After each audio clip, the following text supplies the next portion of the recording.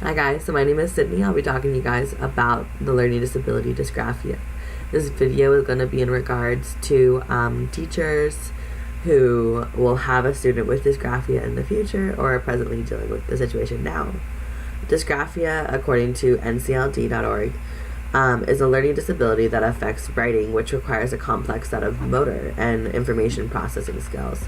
Dysgraphia makes the act of writing difficult, and it can lead to problems with spelling, poor handwriting, and putting thoughts on paper.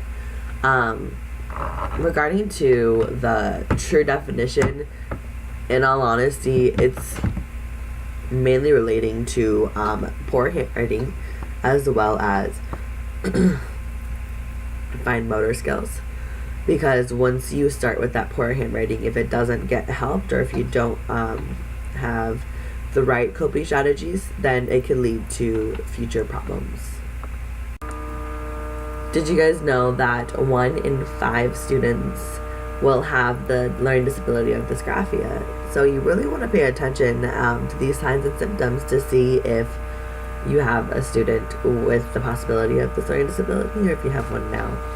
So some signs and symptoms that you need to look out for is you want to look to see if there's inconsistency within the handwriting. And you also want to see if there's any unfinished words or letters or phrases, anything that kind of makes you question what they were writing. Also take this with a grain of salt because you're dealing with, depending on what age, if you're dealing with first or anything younger than first or even second, those students just need more practice with their writing. There's definitely a possibility that one of those students has that learning disability, but at the same time you want to work with them and see if you are not saying the wrong thing, if you're not accusing them of something that they don't have. So you definitely want to make sure that this is more than just practice. Some other signs and symptoms include that they're slower at copying the information that you put on the board.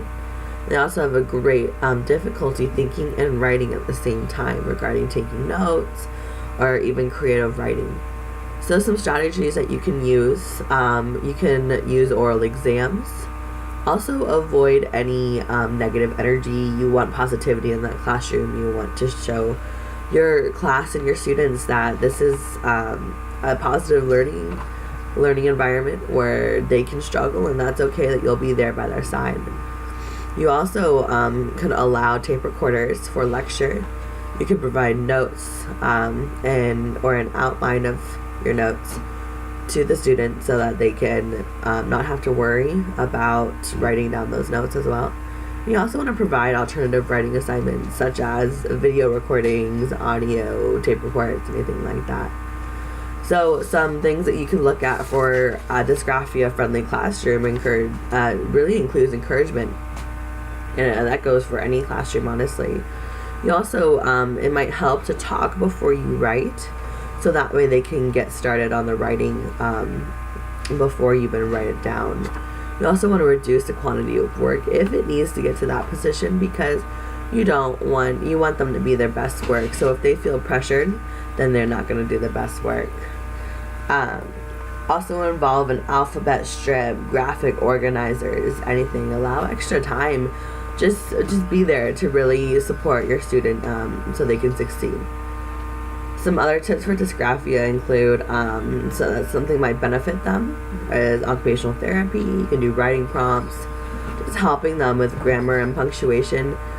Honestly, just be there for your student, and you'll get far as long as they can trust you and that you work with them. That's really what matters. I hope you guys learned a little bit about dysgraphia, and if there's any questions, feel free to leave them below. Thank you for watching.